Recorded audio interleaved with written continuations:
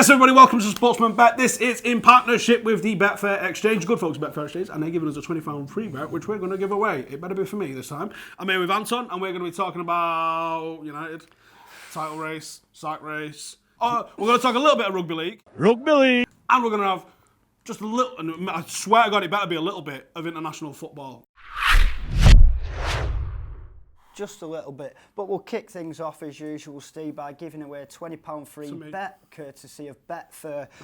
And this week it goes to Paul Mack or Paul MC. Yeah, Paul MC. Big shout out to the Paul MC. Yeah, come on, Paul. But anyway, Paul went for Liverpool, Arsenal, and Chelsea all to win with over 2.5 goals in the game. I think he's a bit unlucky with that one. 2 out of 3, just Arsenal winning and not getting the overs. Not a meatloaf song. Not too sure, but as usual, comment below with your bet for this weekend, prediction, anything. It could be who's going to get the sack next, anything for the international break, who wins a fight between Rebecca Vardy and Colleen. Just comment below. Someone will have odds on that today. Paddy Power, I think they might. No, Paddy Power woke up this morning and went, oh, it's Christmas. 2 points above relegation, defeat to Newcastle. Is this the worst Man United 11 that you have seen in your lifetime? Well, that's that going in 1990. I think the teams just prior to 1990, those early Fergie ones, were a bit rum. But it's as bad as you've ever known it. It's as bad as I've ever seen it when I've been going, since I was yay. And Sunday away at Newcastle, tell me about that. Well, yeah, I saw that 11. I think I tweeted words to the effect of this might be the worst 11 I've ever seen for a league game. You know, we see some random 11s usually in the League Cup, innit? Or usually in a European game when we're already through and he just totally used to toss it off, Fergie. But I thought at the start of the season United had a decent 9 out of 11. But you had some injuries to that, and now you're looking at we've got like 4 or 5 out of an 11. Now, no team can cope with that. At all, no team can. Do you remember when City just used to lose Vincent Kompany and absolutely crumble? Man, we've just lost Paul Pogba, who's our main creator. We've lost Tony Marshall, who's our best striker. We've lost Wan-Bissaka, who's our best defender. And you go in, Luke Shaw.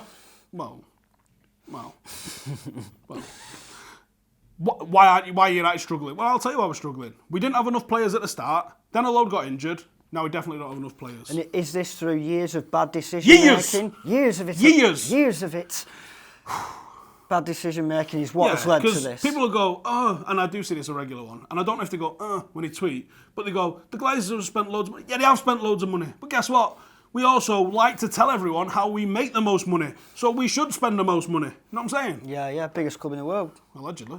Don't act like it. Don't even act like the third biggest club in Manchester. And as we mentioned, it was a strange weekend in the Premier League with City getting beat, Spurs got beat, United got beat. Definitely a weekend for the bookies. Booking Barbados left, right and centre after that City result. And off the back of that, Paddy Power have actually got a few Pochettino v Solskjaer specials, and it's who will leave first. If you think Poch is going to leave Spurs first, 8-11, Solskjaer to leave before Poch is even money. Or this is one I think you'll like. Neither Solskjaer or Pochettino to leave the club before the end of the season, 9-2. I think that's not a bad bet, you know. Because I think surely the way the club has been speaking about Solskjaer and the way the players are all putting it out there, saying this is a long-term project, the club's never going to come out and go, anyway, here's our plans. Yeah. But you have to listen to some of the things and read between the lines a little bit. And when you read between the lines, I think United are telling the players, the staff, and everybody that this is a long-term project, which it definitely needed to be, by the way. Now, if that's a long-term project, we need to hunker down, accept the absolute dross that we're about to see. The Luther van. Yeah. The Luther van dross. Jesus. It's going to suck, it's going to be grim, and we're going to have to get used to it. And that's the top and bottom of it. Now, if they do go and sack him, well, we've already proved sacking him don't work. And I think everybody that's asking for Allegri, you've just seen some Italian-sounding name and gone, that looks great. You've got no idea what Allegri's like. Allegri will unravel this shit quicker than Jose Mourinho on a bad Monday morning. I swear to God.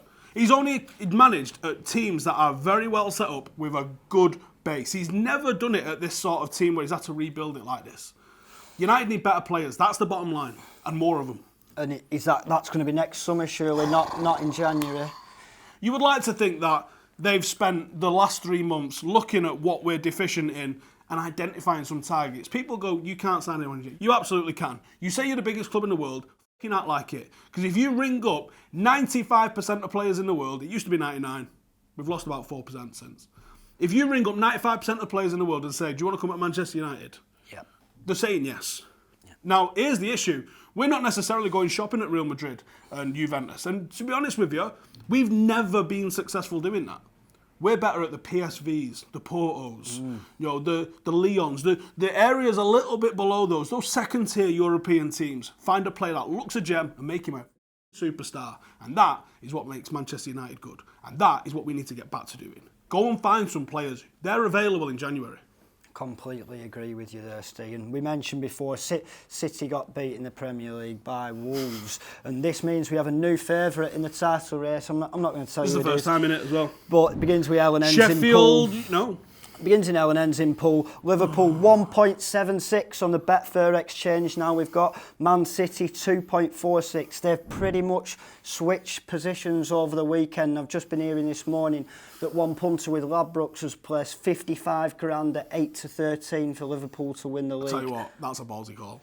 That is a ballsy call. You can get a lot in Bradford for 55 grand, so I can see why he's going for it. He'll have a new house there come May if they win the league. But just having a look here on the Betfair Exchange, Steve, I'm not too sure if a few of you know this, but you can actually see the price history, where the odds have been, where they've changed throughout the season. Dramatic, and you do this by... Where was it up to? So that's when the market opened. That'll have been at the end of last season. So Liverpool went off at around 4.0 at the start of the season. That's big, that, though. And you can click on this by clicking on the little graph just at the side here, as you can see now on screen. And if you compare that with Man City's graph down here, they started at about 1.75. It's actually, they've switched at the end, but I thought they would mirror each other, but they actually don't. Not really, anyway. And it is a brilliant feature, that, and it also allows us to see how much money is in the market here. A lot of dough on City around about then. When was that, do you reckon? So in the market, we've got a total of £4.9 million in the market on the Betfair Exchange, and over 3 million of that has been placed on City. And interesting stuff here from Betfair. All brilliant. And the sack race we're going to move on to now.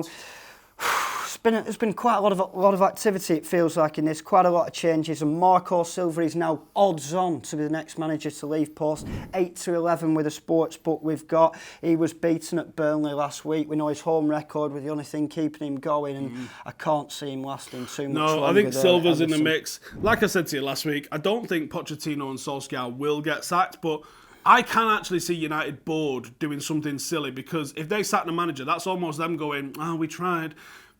And it sort of is them not taking any responsibility again. So I could actually see them doing that. I don't think they should. But when you look at some of the names that's on, let's pull that list back up again. Let's have a look. Let's have a look. So we got Sanchez, Flores. Pellegrini's probably a little bit safer, I think, now. They've had a couple of fairly decent results. Beating United's probably saved Steve Bruce, at least for another month, I would think. But I would think, if I'm going to put any money on here, I'm still going to go, I think, Roy Hodgson. Even though they're getting some decent results on the road. 33-1. Because of the value, majorly. But Sanchez, Flores... 25-1, that's a massive price. Mad owners. They are erratic. Bruce and Silva. So, and just having a look at the Everton next manager odds, David Moyes, 10-11. His form will have been very busy this week. 10-11? Odds on that is to be the next Everton manager. That's someone who's gone... I think he has come out and said that he would like it, but... We'll have to wait and see with that one. As we know, we've got an international break this weekend. And England have got an away trip to the Czech Republic on Friday. That'd be a decent piss-up in Prague, that. I wouldn't mind going there myself. But having a look at the betting, on the Betfair Exchange, we've currently got Czech Republic 8.0, the draw 4.9, and England 1.49. Worldies in qualifying. Breath of fresh air. They're unbelievable. Aren't they?